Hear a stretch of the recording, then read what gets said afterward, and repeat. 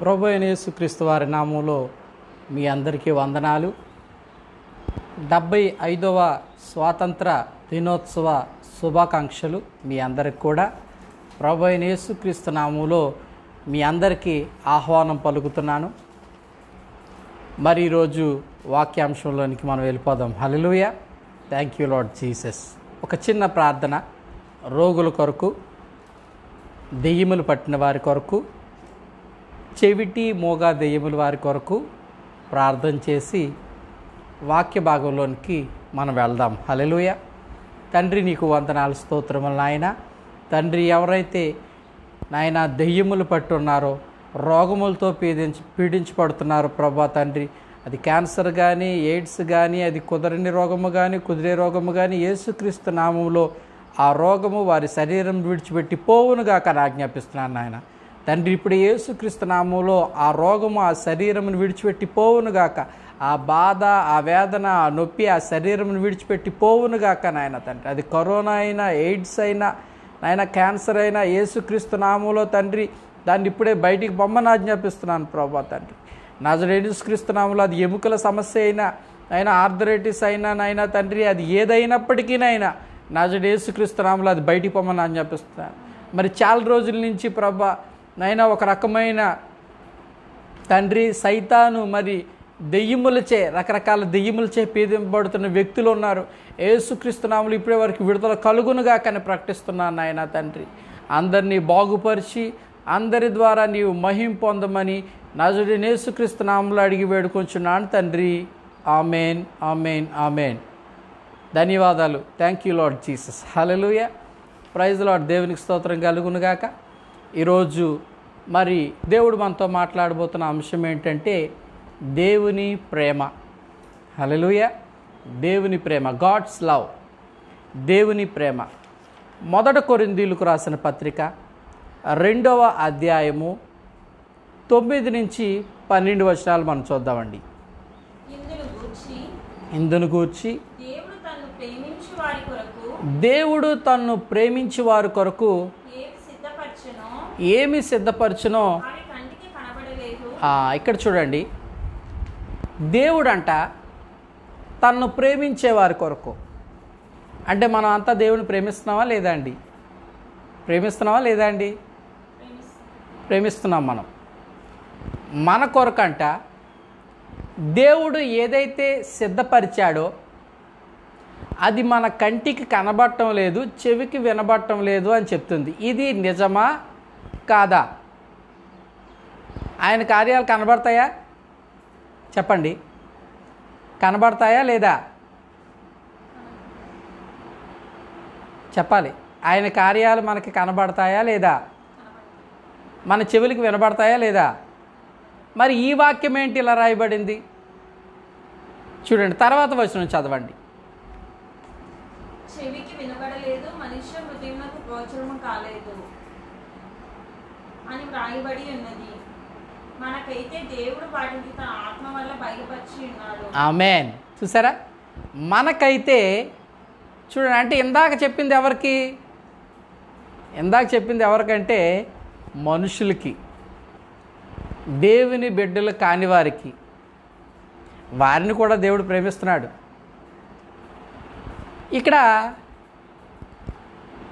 వారికి అర్థం కాలేదంట. అందుకే మనం దాని ముందు వచనంలో చూస్తే వారు మహిమా స్వరూపియగు క్రీస్తును సిలువ వేసిరి అని ఉంటుంది. క్రీస్తు మనల్ని ఎంత ప్రేమిస్తున్నాడో, ఆయన ప్రేమించిన వారికి ఆయన ఏమి ఇవ్వాలనుకుంటున్నాడో అది వారికి తెలియదంట. ఒకవేళ తెలిసి ఉన్నట్లయితే ఆయన సిలువ వేయకుండా ఉంటారు అని వాక్యం సెలవిస్తుంది. హల్లెలూయా, హల్లెలూయా, థ్యాంక్ యూ లార్డ్ జీసస్.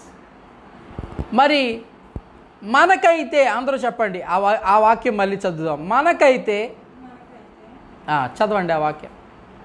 దేవుడు తను ప్రేమించే వారి కొరకు ఏమి సిద్ధపరచునో, అది కాదండి, తర్వాత వచనం. మనకైతే దేవుడు వాటిని తన ఆత్మ, మనకైతే, అందరూ చెప్పండి, మనకైతే దేవుడు తన ఆత్మ ద్వారా బయలుపరిచి ఉన్నాడు. హల్లెలూయా. ఇక్కడ చూస్తే సాధారణంగా దేవుడి కార్యాలు మనుషులకు కంటికి కనబట్టలేదు, చెవికి వినబట్టం లేదంట, హృదయానికి గోచరం కావట్లేదంట. కానీ మనకైతే, ఎందుకు మనకైతే? అదేంటి, మనం మనుషులం కాదా? కాదు, మనము దేవుని కుమారులము, దైవ ఆత్మ కలిగిన వారిమి. హల్లెలూయా. ఎందుకంటే మరి ఈ దేవుని ఆత్మ మనలో ఉంది కాబట్టి మనకి దేవుని కార్యాలని బయలుపరుస్తుందంట. కాబట్టి ఇప్పుడు మనము ఇలాగ మాట్లాడడానికి వీళ్ళే, దేవుడి కార్యాలు మనకు కనపడవు. చాలామంది పాటలు రాస్తూ ఉంటారు, అవి కంటికి కనబడవు, చెవికి వినబడవు. అవునా? దేవా నీ కార్యములు ఎంతో గొప్పవి, అవి కంటికి కనబడవు, చెవికి వినబడవు అని పాటలు పాడుతూ ఉంటారు. అది రాంగ్ రెవల్యూషన్. ఎందుకంటే దేవుని వాక్యం చెప్తుంది మనకైతే, అందరూ మనకైతే అనండి, మనకైతే అంటే ఎవరైతే దేవుడి ప్రేమను పొందుకొని దేవుడిని తిరిగి ప్రేమిస్తున్నారో వాళ్ళకైతే, మరి వాళ్ళలో పరిశుద్ధాత్ముడు ఉన్నాడు గనక, దేవుని ఆత్మ ఉన్నది గనక, మరి వారికి దేవుని యొక్క కార్యాలు వినబడతాయి, దేవుని వాక్యాలు కనబడతాయి, దేవుని కార్యాలు కనబడతాయి. వాళ్ళ హృదయానికి కూడా గోచరం అవుతుందంట. అక్కడ రాయబడింది. మరి మనకైతే దేవుడు తన ఆత్మ ద్వారా అన్నిటినీ తెలియజేస్తున్నాడు. హల్లెలూయా. ఎంత గొప్ప విషయం. చదవండి అమ్మా. ఆ ఆత్మ అన్నిటినీ దేవుని మర్మములను కూడా పరిశోధించుచున్నాడు. ఆ ఆత్మ దేవుని మర్మములు కూడా పరిశోధించున్నాడట. అంటే మరి ఏ ఆత్మ అయితే దేవుడి మర్మములను పరిశోధించి తెలియజేస్తుందో ఆ ఆత్మ మనలో ఉండి మనకు తెలియజేస్తుందంట. అందుకే నేను చెప్తాను, ఈ బైబిల్ నువ్వు మానవ రీతిగా చదివితే ఈ బైబిల్ నీకు అర్థం కాదు. ఈ బైబిల్ని ఆత్మ ద్వారా చదవాలి. ఎందుకంటే ఇది ఆత్మవాక్యము కాబట్టి ఆత్మ ద్వారా చదివితేనే, అంటే పరిశుద్ధాత్మ నీకు దీన్ని బోధిస్తేనే ఈ వాక్యాన్ని నీకు అర్థమవుతుంది. ఈ దేవుని కార్యాలు నీకు కనబడతాయి, ఈ దేవుని కార్యాలు నీకు వినబడతాయి.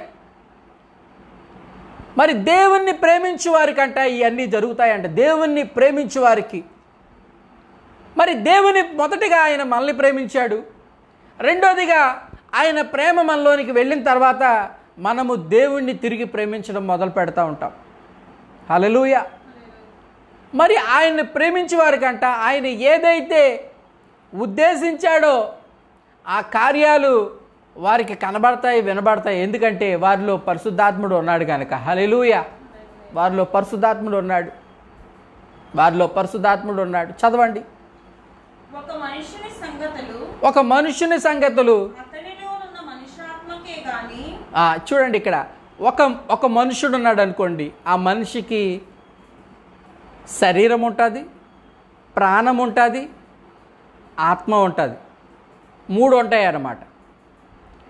మరి ఒక మనుష్యుడు తాను ఏమనుకుంటున్నాడో ఆ ఆత్మకే తెలుస్తుందంట, ఇంకెవరికి తెలియదంట. అలాగే దేవుని సంగతులు దేవుని ఆత్మకే కానీ మరెవరికి తెలీదు. హల్లెలూయా. మరి ఇప్పుడు మనకెలా తెలుస్తుందండి అంటే, మరి దేవుని సంగతులు తెలిసినటువంటి పరిశుద్ధాత్మ మనలో ఉంది కాబట్టి, ఆ పరిశుద్ధాత్మ మనకి ఆ సంగతులను బోధిస్తుంది కాబట్టి మనకు కూడా దేవుని సంగతులు తెలుస్తాయి, మనము వినగలము, మనము కనగలము, దాన్ని హృదయంలో మనం గోచరం చేసుకోగలము. హల్లెలూయా. హల్లెలూయా. చదవండి.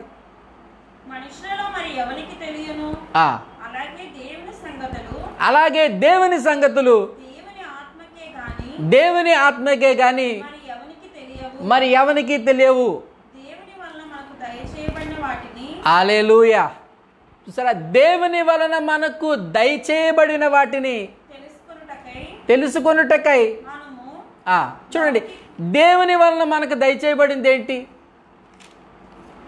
నీతి దయచేయబడింది, పరిశుద్ధత దయచేయబడింది, దేవుని ప్రేమ దయచేయబడింది, కరుణ కృప దయచేయబడింది, పరలోకము దయచేయబడింది, పరిశుద్ధాత్ముడు దయచేయబడ్డాడు మనకి. అంటే దేవుడు మనకి ఏమిచ్చాడు? ఇవన్నీ కూడా పరిశుద్ధాత్ముడే మనకి తెలియచేస్తాడంట. దేవుడు మన జీవితాన్ని ఎలా ముందుకు నడిపించాలనుకుంటున్నాడు, ఎలాంటి విజయాన్ని మనం చూడాలనుకుంటున్నాం, మన జీవితాన్ని ఎలా ఆయన పరిపూర్ణంగా చేయాలనుకుంటున్నాడు, మన గమ్యాన్ని ఆయన విజయవంతంగా మనల్ని ఎలా చేర్చగలడు, మనం ఏ పని చేస్తే ఆ పనిలో విజయం మనకి ఎలాగొస్తుంది అంటే దేవుడు మన జీవితంలో పెట్టినటువంటి విషయాలన్నీ కూడా యేసుక్రీస్తు వారి శిలువ ద్వారా, యేసుక్రీస్తు వారి పునరుద్ధానము ద్వారా దేవుడు మన జీవితంలో ఏవైతే పెట్టాడో వాటిల్ని నీ మానవ మనస్సు ద్వారా దాటిని తెలుసుకోలేవు.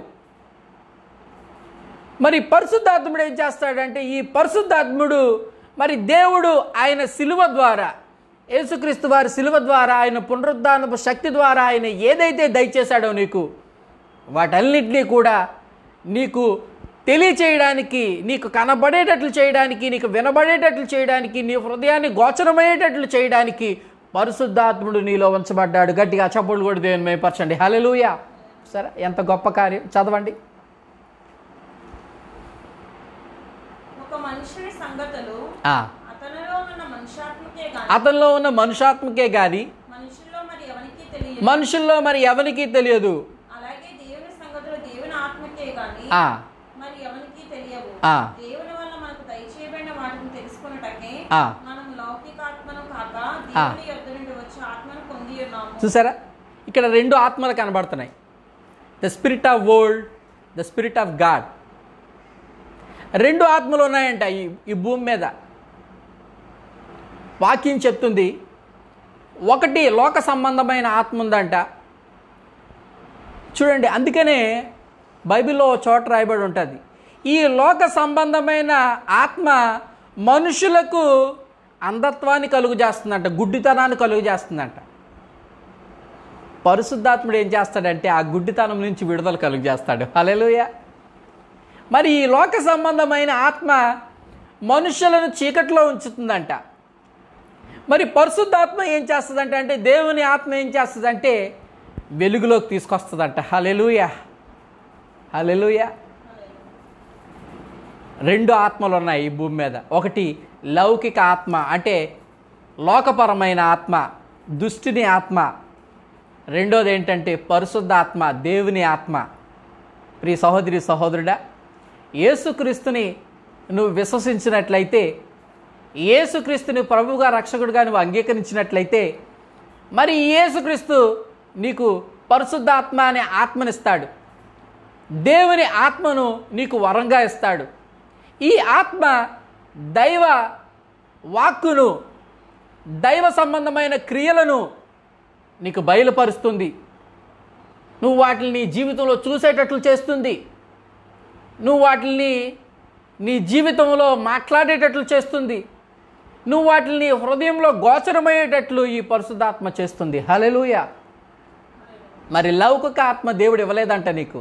ఏ ఆత్మనిచ్చాడంటే దేవుని విషయాలు నీవు గ్రహించినట్లు, మరి దేవుని వలె నీవు సంపూర్ణుడిగా మారడానికి, నీ యాత్రను ఘనంగా ఈ భూమి మీద ముగించడానికి, మరి ఆ పరలోకమానికి విజయవంతుడిగా వెళ్ళడానికి, జీవ కిరీటం పొందుకునే వాళ్ళను వెళ్ళడానికి మరి నీకు పరిశుద్ధాత్ముడు దయచేయబడ్డాడు. గట్టిగా చప్పట్లు కూడా దేవుని మహిమపరచండి. హల్లెలూయా. Thank you lord Jesus. హల్లెలూయా. పరిశుద్ధాత్ముడు ఇందుకోసం ఇవ్వబడ్డాడు. చదవండి తర్వాత వచనం 12 వరకు చదవండి. అయిపోయిందా? అయితే ఆరో వచనం నుంచి, అంటే ఇందాక ఆయన ప్రేమించే వారికి ఇవి కనబడటం లేదని ఉంది కదా. 6వ వచనం నుంచి చూద్దాం. ఎవరికి కనబడటం లేదు, ఎవరికి ఆయన కార్యాలు కనపడవు. దేవుని ఆత్మ కార్యాలు ఎవరు కనపడవు అంటే దేవుని ఆత్మ లేని వారికి కనపడవు. ఎవరిలో దేవుని ఆత్మ లేదు అనే విషయాన్ని మనం తెలుసుకుందాం. 6వ వచనం నుంచి చదువుతున్నాం. అదే అధ్యాయము 6వ వచనం నుంచి 9వ వచనం వరకు చూద్దాం. అబ్బా, చూడండి, పరిపూర్ణులైన వారి మధ్య. ఎందుకు పౌలు గారు కొరింథీ సంఘంతో ఇలా మాట్లాడుతున్నారు అంటే, కొరింథీ సంఘంలో ఏవి లోపాలు లేవా? కొరింథీ సంఘంలోని చూస్తే అనేకమైన లోపాలు కనబడతాయి. ఒకడంట తన తల్లి స్టెప్ మమ్ అంటే తల్లి అయిన స్త్రీతో పాపం చేస్తాడంట ఒక వ్యక్తి. అలాంటి వ్యక్తులు ఆ సంఘాల్లో ఉన్నారు, బలహీనులు ఉన్నారు ఆ సంఘాల్లో. అయినప్పటికీ వారిని పౌలు గారు ఏం పిలుస్తున్నారంటే పరిశుద్ధులు, పరిపూర్ణులు అని పిలుస్తున్నాడు. హల్లెలూయా. ఎందుకు అలా పిలుస్తున్నాడండి అంటే పౌలు గారు దేవుడు వాళ్ళని ఎలా చేశాడో అలా చూస్తున్నాడు. ప్రియ సహోదరి సహోదరుడా, దేవుడు నిన్ను ఎలా చేశాడో తెలుసా? పరిపూర్ణుడిగా చేశాడంట ఆయన రక్తం ద్వారా కడిగి. అందుకే నువ్వు ఇతరులని సంబోధిస్తున్నప్పుడు ఒకవేళ వారిలో నీకు బలహీనతలు కనబడినా దేవుని కంటి చూపుతో వాడిని చూసి వాళ్ళని కూడా నువ్వు ఇలాగే సంబోధించాలి. ఒకవేళ హెచ్చరించు. పౌలు గారు కూడా హెచ్చరించారు, ఇలా చేయకూడదు, ఇలా ఉండకూడదు, ఇలా ఉంటే సంఘంలో నుంచి వీళ్ళని మరి తీసివేయాలా అని పౌలు గారు కూడా హెచ్చరించారు. కానీ వాళ్ళని సంబోధిస్తున్నప్పుడు దేవుడు వారిని ఎలాగైతే సంబోధిస్తాడో అలాగే వారిని సంబోధించాడు. ఇక్కడ ఏం రాయబడిందంటే మరి పరిపూర్ణుల మధ్య, ఇక్కడ అంట వీరెవరంట అంటే దేవుడు వీరిని పరిపూర్ణులుగా చూస్తున్నాడు. పరిపూర్ణుల మధ్య జ్ఞానమును బోధించుచున్నాను. చదవండి. అది ఈ లోక జ్ఞానము కాదు. చదవండి. నిరార్థకులైపోవచ్చున్న ఈ లోకాధికారుల జ్ఞానము కాదు గాని దేవుని జ్ఞానము మర్మమైనట్టుగా బోధించుచున్నాము. ఈ జ్ఞానము మరుగై ఉండెను. జగదుత్పత్తికి ముందుగానే దీనిని దేవుడు మన మహిమ నిమిత్తము నియమించెను. జగదుత్పత్తికి ముందుగానే దేవుడంట మన మహిమ నిమిత్తము, దేవుని మహిమ నిమిత్తము కాదు. ముందు మనం మహింపరచబడితేనే, దేవుని పిల్లలు మహింపరచబడితేనే దేవుడికి మహిమ వస్తుంది. ఎందుకు? మనం పేదరికంలో ఉన్నాం అనుకోండి, దరిద్రంలో ఉన్నాం అనుకోండి, పాపం చేస్తున్నాం అనుకోండి, అనీతిమంతులుగా ఉన్నాం అనుకోండి, దేవుని నామానికి మహిమ రాదు. అందుకే దేవుడు అన్ని విషయాల్లో మనల్ని మహింపరచాలని జగతోత్పత్తికి ముందుగానే, అంటే ఈ యొక్క భూమికి పునాదులు వేయబడక మునిపే దేవుడు తన సంకల్పము చొప్పున మనల్ని మహింపరచడానికి ఆయన నిశ్చయించుకున్నాడు. గట్టిగా చప్పలు కూడా దేవుని మహింపరచండి. హల్లెలూయా, హల్లెలూయా. చూసారా, ఆయన అంటే జగతోత్పత్తికి ముందుగానే మన మహిమ నిమిత్తము మనల్ని మహింపరచడానికి. చదవండి. దేవుడు మన మహిమ నిమిత్తము నియమించెను. దేవుడు ఎవరి మహిమ నిమిత్తము నియమించాడంట? చదవాలి, మళ్ళీ ఆ మాట చదవాలి. అర్థమైందా లేదా అండి? దేవుని జ్ఞానము మర్మమైనట్టుగా బోధించుచున్నాము. ఈ జ్ఞానము మరుగై ఉండెను. జగదుత్పత్తి ముందుగానే దీనిని దేవుడు మన మహిమ నిమిత్తము నియమించెను. మన మహిమ నిమిత్తం, అందరూ అనండి, మన మహిమ నిమిత్తము. ఎందుకు? మనం మహింపరచబడితేనే ఈ భూమి మీద దేవునికి మన ద్వారా మహిమ వస్తుంది. మనము ఈ భూమి మీద మహింపరచబడకుండా దేవునికి మహిమ అనేది రాదు. హల్లెలూయా, హల్లెలూయా, హల్లెలూయా. చదవండి, 9వ వచనం వరకు చదవండి. అది లోకాధికారులలో ఎవరికి తెలియదు, అది వారికి తెలిసి ఉండిన ఎడల మహిమా స్వరూపియగు ప్రభువును సిలువ వేయకపోయిందురు. చూసారా, ఎవరికి కనబడవు దేవుని కార్యాలు?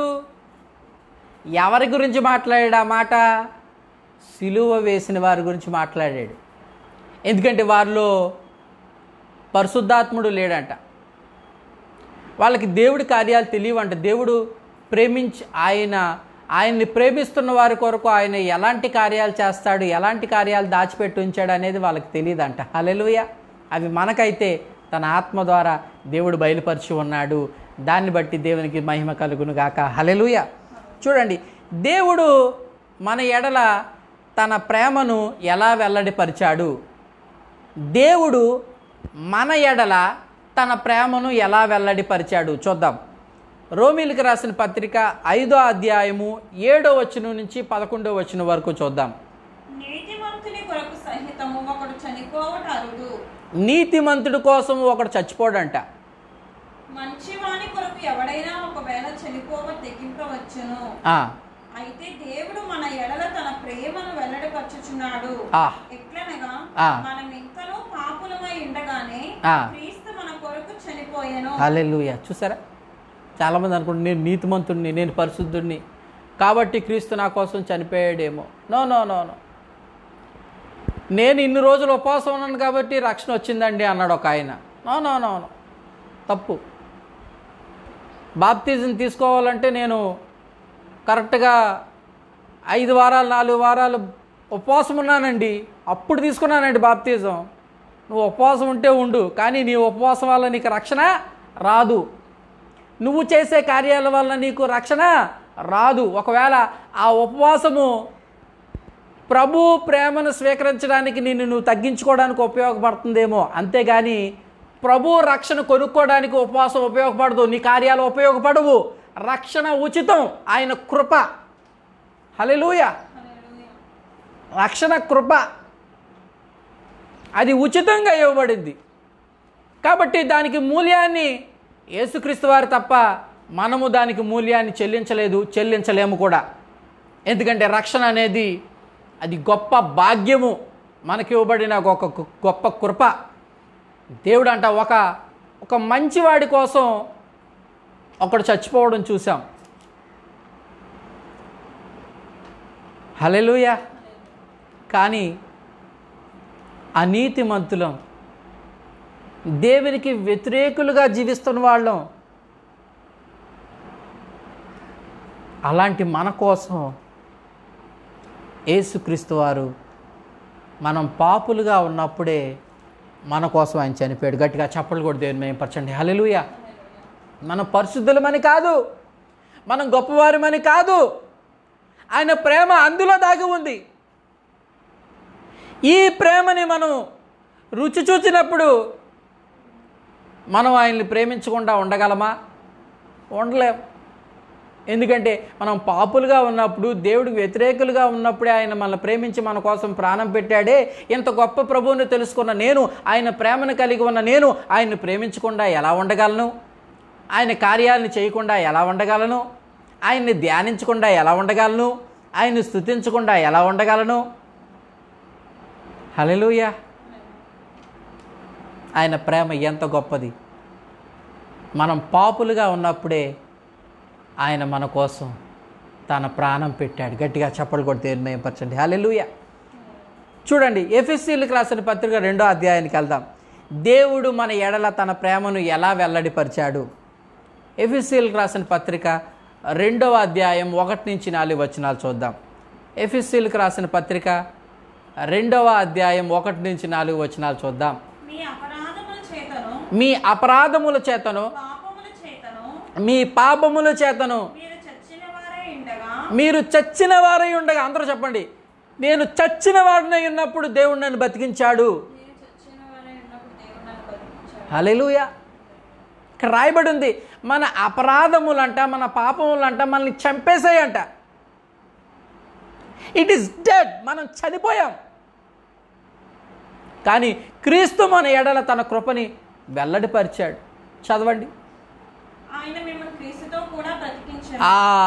ఎంత గొప్ప మాట. మన అపరాధముల వల్ల, మన పాపముల వల్ల మనం చచ్చిన వారమై ఉండగా ఆయన క్రీస్తుతో కూడా మనల్ని బ్రతికించెను. తండ్రి అంట క్రీస్తుతో కూడా మనల్ని బ్రతికించాడంట. ఎలా జరిగింది ఇది? How it is possible? With Christ anything possible. హల్లెలూయా. క్రీస్తుకు సమస్తం సాధ్యమే.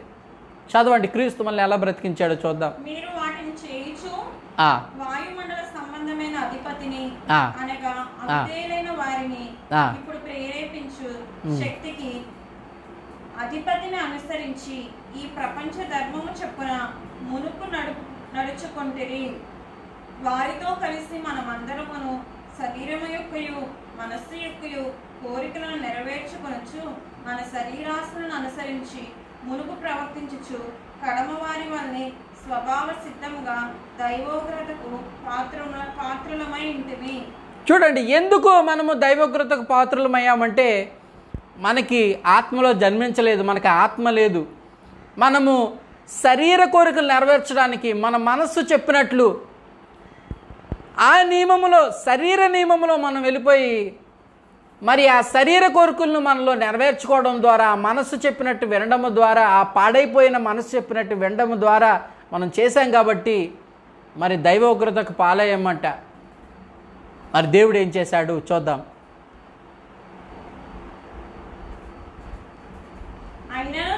కరుణా సంపన్నుడై ఉండి, అయినను, అందరూ చెప్పండి, అయినను దేవుడు కరుణా సంపన్నుడై ఉండి. మనము ఆయన అపరాధం, అందరూ చెప్పండి, అయినను దేవుడు కరుణా సంపన్నుడై ఉండి. అయినను దేవుడు కరుణా సంపన్నుడై ఉండి. హల్లెలూయా. అయినను అంటే ఆ మాట ఎందుకు వాడారండి?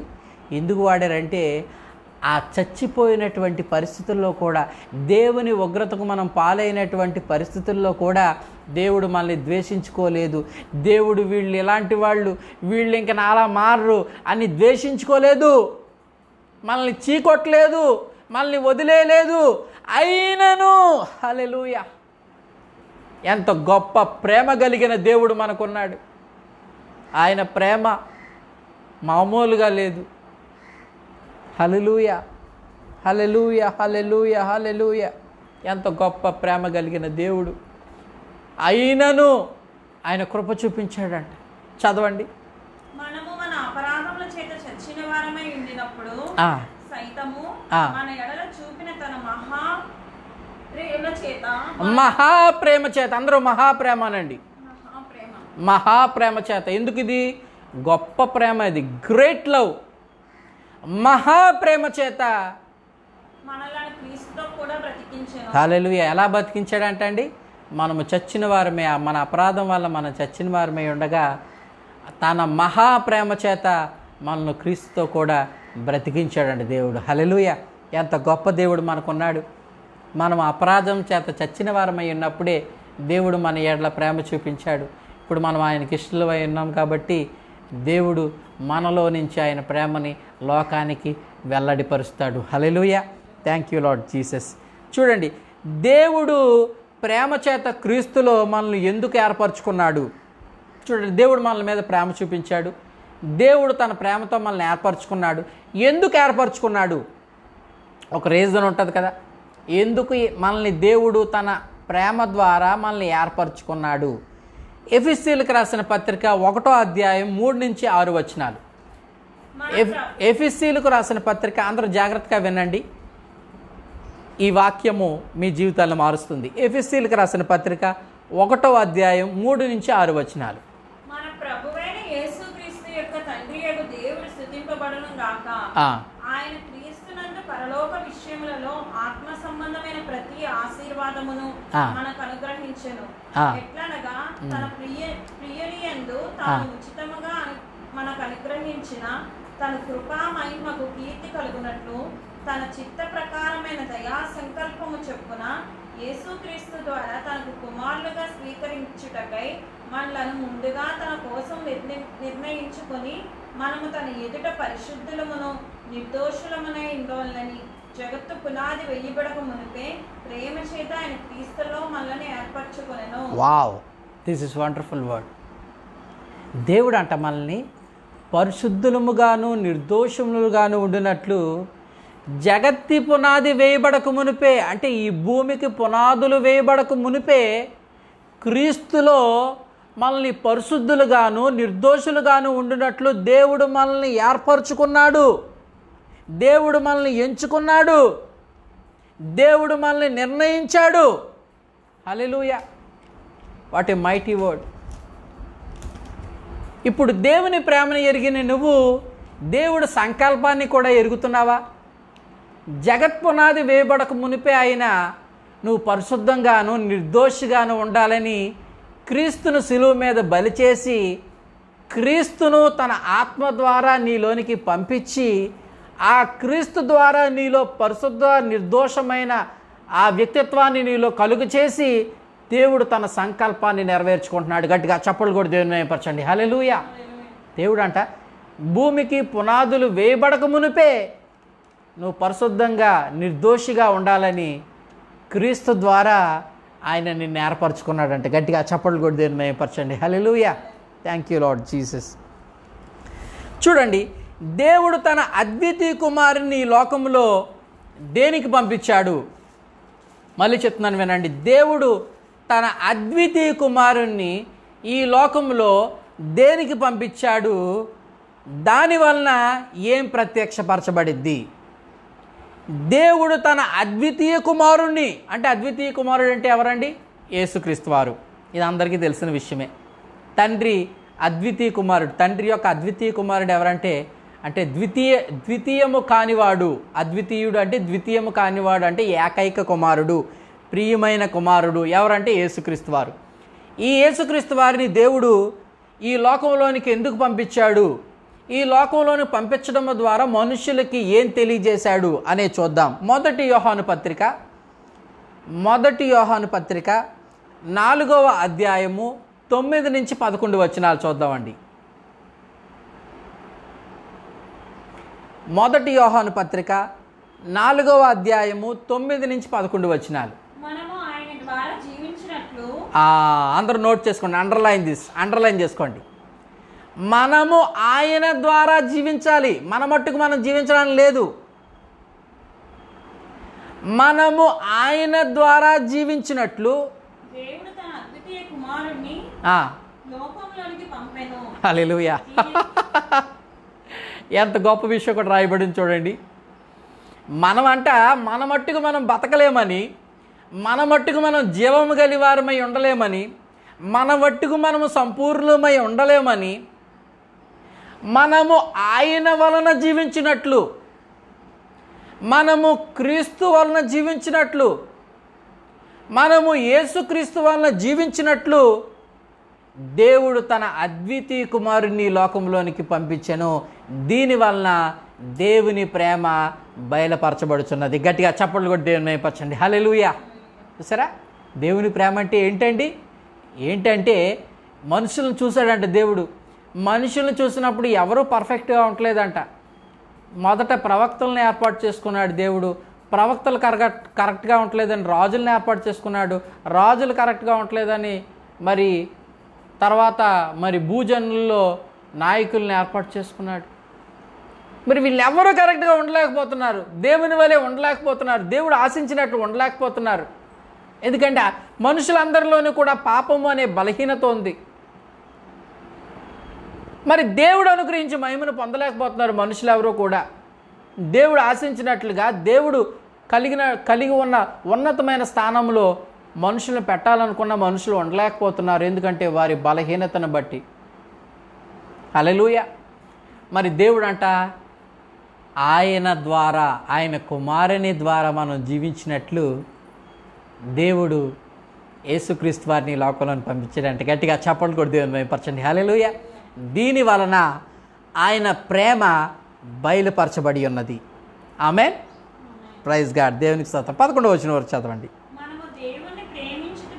మనం దేవుణ్ణి ప్రేమించటమని కాదు. ఆమేన్. మొదటి ప్రేమ. చాలామంది అంటూ ఉంటారు మొదటి ప్రేమను మనం జ్ఞాపకం చేసుకోవాలి. మొదటి ప్రేమ అంటే ఏంటో తెలుసా? మనం ఆయన ప్రేమించడం మొదటి ప్రేమ కాదు, ఆయన మనల్ని ప్రేమించడమే మొదటి ప్రేమ.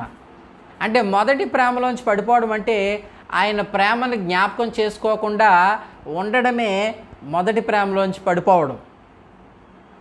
ఆయన మనల్ని మొదట ప్రేమించాడు, మొదట మన కోసం ప్రాణం పెట్టాడు, మనకి సమస్తాన్ని ఇచ్చాడు ఆయన. హల్లెలూయా.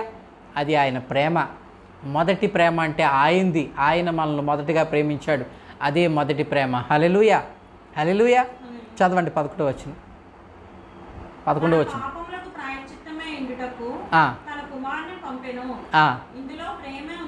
ఆమేన్. మన పాపములకు ప్రాయశ్చిత్తముగా ఉండడం అంటే మన పాపానికి నివారణ.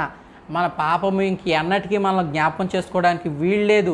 ఎందుకంటే మన పాపాలను యేసుక్రీస్తు వారు మనలో నుంచి తీసివేసేశారంట, ఆయన మీద వేసుకున్నాడంట, ఆయన శిక్షణ భరించాడంట. అంటే ఆయన సిలువ వైపు చూస్తున్నప్పుడు మొదట ఏంటంటే ఆయన సిలువ మీద నీ పాపాలన్నీ తీసేసుకున్నాడు, నీ పాపములకు ఆయన ప్రాయశ్చిత్తమై ఉన్నాడు అని గ్రహిస్తే ఆయన పునరుద్ధానపు శక్తి ద్వారా ఆయన ఇచ్చినటువంటి పరిశుద్ధత, నీతి నీలో నెలకొల్పబడుతుంది. హల్లెలూయా. Thank you lord Jesus. హల్లెలూయా. హల్లెలూయా. Thank you lord Jesus. చూడండి, క్రీస్తు ప్రేమ నుండి మనల్ని విడదీసేది ఏదైనా ఉందా? చెప్పండి. క్రీస్తు ప్రేమ నుండి మనల్ని విడదీసేది ఏదైనా ఉందా?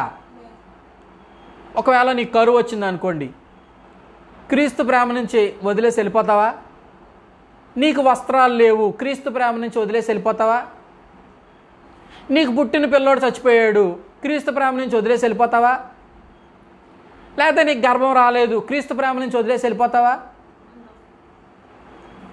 నీకు పెళ్ళి అవ్వలేదు, క్రీస్తు ప్రేమ నుంచి వదిలేసి వెళ్ళిపోతావా? చూడండి, క్రీస్తు ప్రేమ నుంచి మనల్ని విడదీసేది ఏది లేదు. ఎందుకంటే do you understand the Christ love, the love of Christ? క్రీస్తు ప్రేమను అర్థం చేసుకునేవాడు ఎవడు కూడా క్రీస్తు నుంచి వదిలి వెళ్ళలేడు. ఎందుకంటే ఆయన ప్రేమ అంత గొప్పది. హల్లెలూయా! ఆయన ప్రేమ అంత గొప్పది. చూడండి, రోమీలకు రాసిన పత్రిక 8వ అధ్యాయానికి వెళ్దాం. 35వ వచనం నుంచి 39వ వచనం వరకు చూద్దాం. క్రీస్తు ప్రేమ నుండి ఇక్కడ క్వశ్చన్ వేస్తున్నాడు, క్రీస్తు ప్రేమ నుంచి మనల్ని ఏదైనా విడదీయగలదా? చదవండి. ఇక్కడ నోట్ చేసుకోండి, ఇవన్నీ కూడా శ్రమ, బాధ, హింస, కరువు, వస్త్రహీనత, ఉపద్రవము, ఖడ్గము మనల్ని ఎడబాపునా. చూసారా, ఇక్కడ ఎన్ని? 7 చెప్పాడు. ఇంకా చాలా ఉండొచ్చు, కానీ ఇక్కడ మెన్షన్ చేసినవి 7. ఈ 7 కూడా నీ జీవితంలో రావచ్చు, రాకపోవచ్చు. ఒకవేళ వస్తే నువ్వు దేవుడిని విడిచిపెడతావా? దేవుడి ప్రేమ నుంచి విడిచి వెళ్ళిపోగలవా? వెళ్ళలేవు. ఎందుకంటే క్రీస్తు ప్రేమలో నిన్ను ఉండడానికి పరిశుద్ధాత్ముడిని నీలో ముద్రించి ఉన్నాడు. హల్లెలూయా! కాబట్టి నువ్వు దేవుడిని విడిచిపెట్టి వెళ్ళలేవు. ఆమేన్. క్రీస్తు ప్రేమని ఎరిగి ఉన్నవాడు వెళ్ళలేడు. మరి ఏం జరుగుతుంది చూద్దాం, చదవండి. ఇందును గురించి వ్రాయబడిందేమనగా ఆయన ప్రేమ మనలో తన కార్యసాధకమైన శక్తిని చూపిస్తుందని వెయిట్ చేస్తాం, కానీ మనం దేవుని విడిచిపెట్టి వెళ్ళాం. ఒకవేళ కరువు వచ్చేసినా, వస్త్రహీనత వచ్చేసినా, శ్రమ వచ్చేసినా, బాధ వచ్చేసినా, నొప్పి వచ్చినా, ఏదొచ్చినా ఆయన విడిచిపెట్టి మనం వెళ్ళాం. ఎందుకంటే ఆయన ఆత్మ ద్వారా మనం ముద్రించబడ్డాము. ఆయన ఆత్మ మనలో ముద్రించబడింది. కాబట్టి ఆయన ఆత్మ క్రీస్తు ప్రేమని మనలో తెలియజేస్తూ ఉంటుంది. కాబట్టి మనం ఆయన్ని విడిచిపెట్టి వెళ్ళాము. మరి ఆ శ్రమల్లో, ఆ వస్త్రహీనతలో, ఆ కరువులో, ఆ హింసలో మనమంట గొర్రెపిల్ల వలె, గొర్రెపిల్ల మౌనముగా ఎలా ఉంటుందో అలాగ ముందుకు వెళ్ళిపోతామంట. అంతేకాదు, ఇది ఎండింగ్ కాదు. పక్కన చెప్పండి, ఇది ఎండింగ్ కాదని చెప్పండి. ఇది ఎండింగ్ కాదు. ఏం జరుగుతుంది ఎండింగ్ చూద్దాం, చదవండి.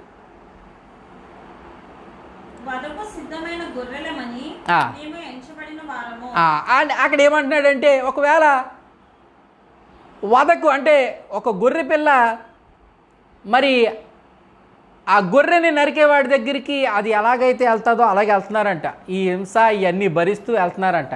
కరెక్టే, ఇలాగ మనం వెళ్ళవలసిన పరిస్థితులు వస్తాయి కొన్నిసార్లు. కానీ ఇది నీ అంతం కాదు. ఒక్కరు చెప్పండి, ఇది నీ అంతం కాదనండి. ఎందుకంటే నీలో దేవుడు ఒక ఫలం ఉంది. మనలో నుంచి ఒక ఫలం రావాలి. ఏం ఫలం తెలుసా? దీర్ఘశాంతం అనే ఫలం రావాలి. ఆ ఫలం రావడానికి కొన్నిట్లు గుండా మనం వెళ్తాం అన్నమాట. మనం కొన్ని సమస్యలు గుండా, కొన్ని కష్టాలు గుండా వెళ్ళినప్పుడు మనలో దేవుడు దీర్ఘశాంతం అనే ఫలాన్ని తెస్తాడు. అంటే వదకు తేబడిన గొర్రెపిల్ల వలె మౌనముగా ఉండి మనం భరిస్తూ వెళ్తూ ఉంటాం. కానీ అది నీ అంతం కాదు. నీ అంతం ఏంటో తెలుసా? చదవండి.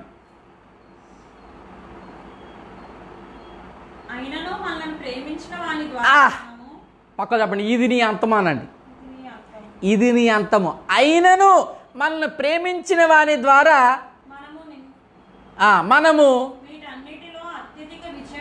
వీటన్నిటిలో అంటే ఈ 7 విషయాలు ఏం చెప్పాడు? మళ్ళీ చదవండి. ఆ 7 విషయాలు వీటన్నిటిలో అంటే ఏంటి? ఆ 7 విషయాలు కరువైనను, శ్రమైనను, హింసైనను, వస్త్రహీనతైనను, ఖడ్గమైనను, ఉపద్రవమైనను. అంటే ఈ 7 విషయాలు కూడా నువ్వు జయిస్తావు.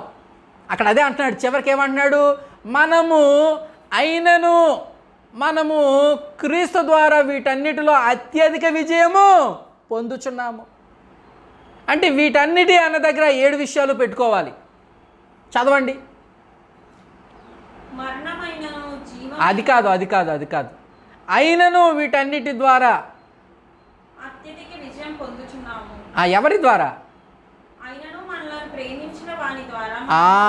చూసారా, ఆయనను మనల్ని ప్రేమించిన ద్వారా. ఎందుకు? మనం ఆయన ప్రేమని ధ్యానిస్తూ ఉన్నాం అన్నమాట. ఆ విజయాన్ని ఇచ్చే ప్రేమను ధ్యానిస్తూ ఉన్నాం. విజయాన్ని ఇచ్చే ప్రేమను ధ్యానిస్తూ ఉన్నాం. ఆయనను మనల్ని ప్రేమించిన వాని ద్వారా మనము వీటన్నిటిలో అత్యధిక విజయము పొంది ఉన్నాము. గట్టిగా చప్పట్లు కొట్టి దేవుని మహిమపరచండి. హల్లెలూయా, హల్లెలూయా. సరే, ఎంత గొప్ప విషయం, ఎంత గొప్ప విషయం. నీ అంతము విజయము, నీ అంతము విజయము, నీ అంతము విజయము, అత్యధిక విజయము నీ అంతము. హల్లెలూయా, హల్లెలూయా. అత్యధిక విజయం పొందడానికి ఈ భూమి మీదకు నువ్వు పంపించబడ్డావు.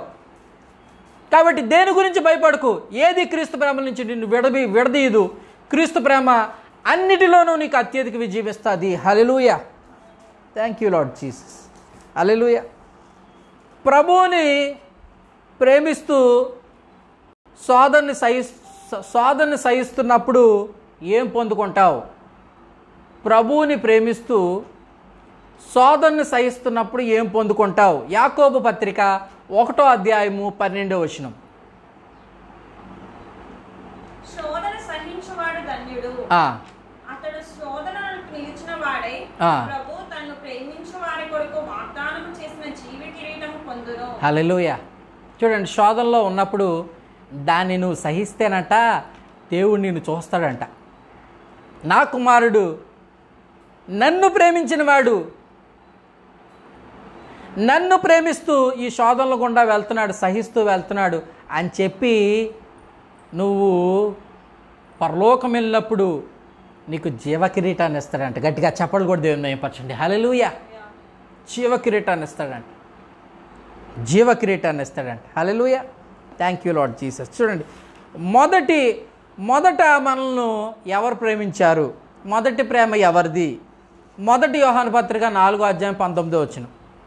1 యోహాను పత్రిక 4వ అధ్యాయం 19వ వచనం. ఆమేన్. ఇందాక చెప్పాను కదండి, మొదట ప్రేమ అంటే ఎవరిది? నీదా దేవుడిదా? చెప్పాలి. నీదా మొదటి ప్రేమ? దేవుడిదా? దేవుడిది. ఆయనే మనల్ని మొదట ప్రేమించెను. చదవండి. ఆయనే మొదట మనల్ని ప్రేమించెను.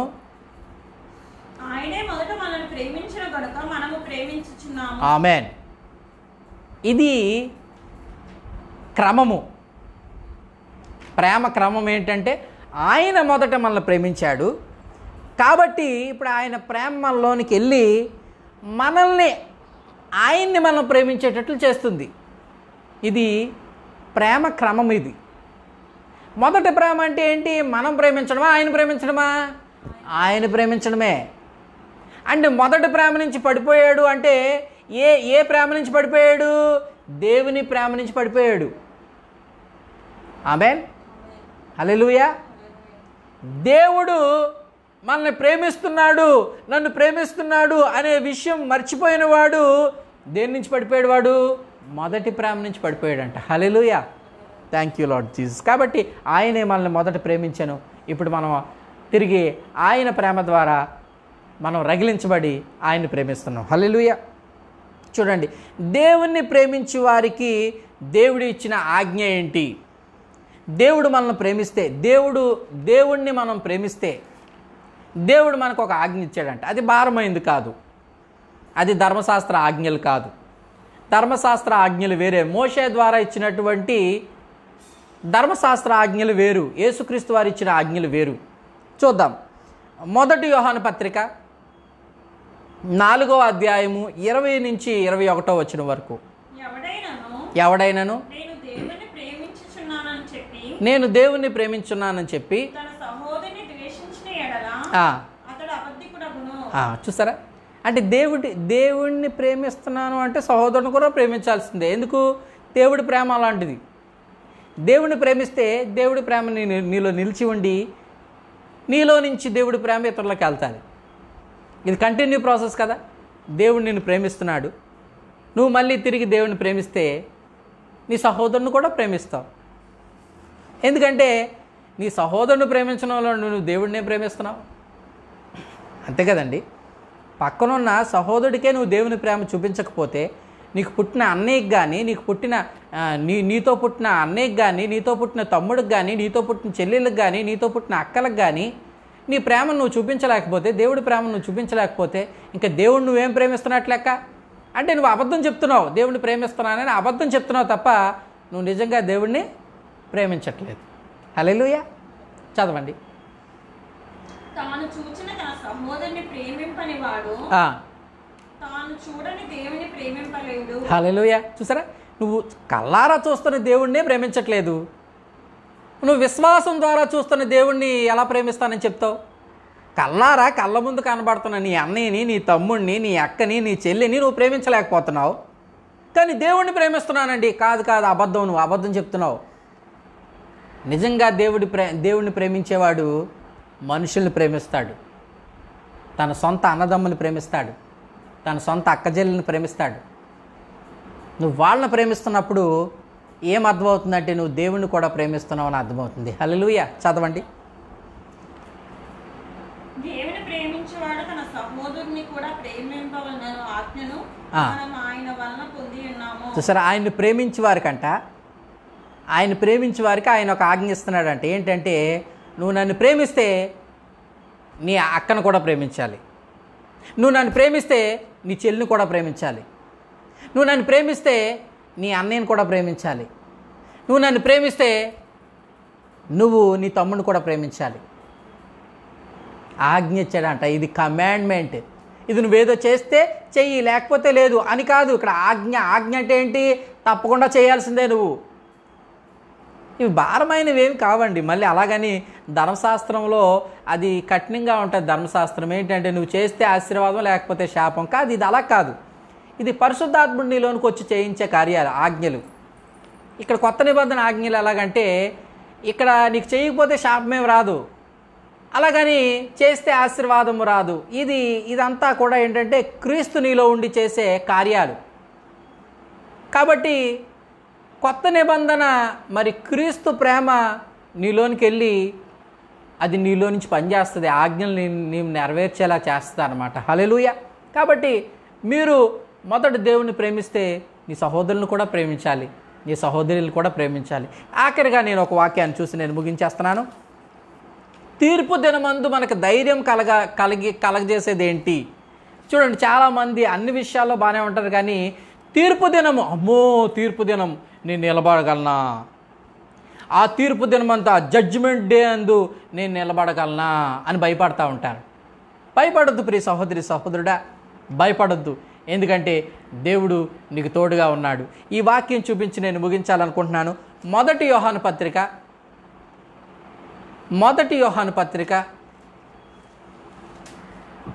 4వ అధ్యాయము 17-18 వచనాలు చూద్దామండి. మొదటి యోహాను పత్రిక 4వ అధ్యాయము 17-18 వచనాలు. తీర్పు దినమందు మనకు ధైర్యము కలుగునట్లు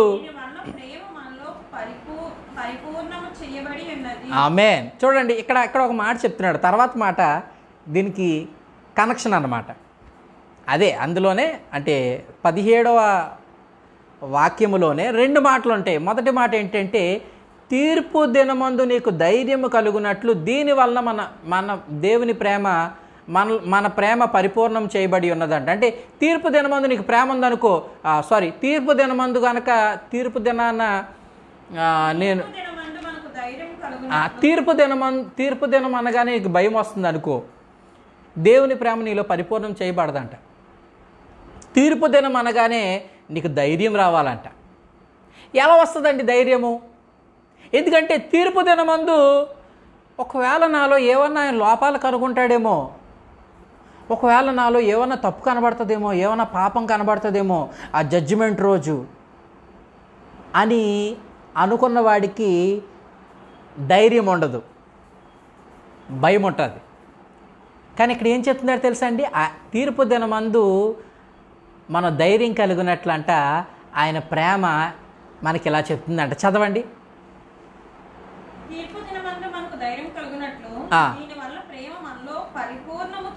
అబ్బాబ్బాబ్బా, చూసారా?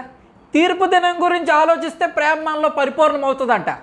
ఇది విన్నారా క్రైస్తవులారా? ఇది విన్నారా?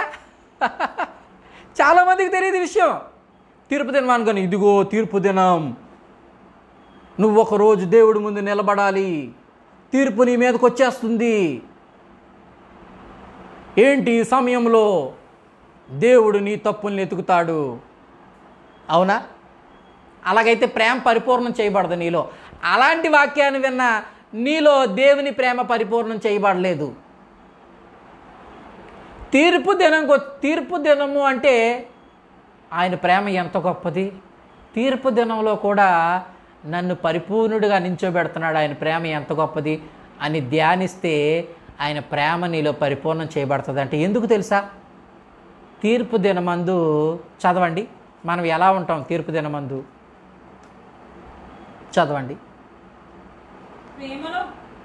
ఆ వాక్యమే చదవండి. తీర్పు దినమందు మనకు ధైర్యం కలుగునట్లు దీని వల్ల ప్రేమ మనలో పరిపూర్ణం చేయబడి ఉన్నది. ఏలయనగా ఆయన ఎట్టివాడై ఉన్నాడు, మనము కూడా ఈ లోకంలో అట్టివారమై ఉన్నాము. ఆమేన్. చూసారా? ఎందుకంటే ఆయన ఎట్టివాడై ఉన్నాడు, మనము కూడా ఈ లోకంలో అట్టివారమై ఉన్నామంట. ఒక మాట చెప్తానండి మీకు, యేసుక్రీస్తు తీర్పు గురించి భయపడతాడా? ఒకవేళ యేసుక్రీస్తుకి తండ్రి తీర్పు తీరుస్తాడు అనుకోండి, యేసుక్రీస్తు భయపడతాడా? భయపడ్డు. ఎందుకు భయపడ్డు? ఆయన దేవుని యొక్క సంపూర్ణత. ఇప్పుడు వాక్యం ఏం చెప్తుందంటే, నువ్వు దేవుని యొక్క సంపూర్ణత అంట. దేవుడు నిన్ను కన్నాడంట, ఆయన అక్షయ బీజంలో నుంచి నువ్వు పుట్టావంట, కాబట్టి నువ్వు కూడా అక్షయ బీజం అని చెప్తుంది. కాబట్టి దేవుడు ఎట్టివాడై ఉన్నాడో నువ్వు కూడా అట్టివాడివై ఉన్నావంట. కాబట్టి తీర్పు దినమందు నువ్వు పరిపూర్ణుడిగా ఎంచబడతావు. హల్లెలూయా! ఎంత గొప్ప ప్రేమ ఇది. జ్ఞాపకం చేసుకున్నప్పుడంట మనలో ఆయన ప్రేమ పరిపూర్ణమవుతుందంట.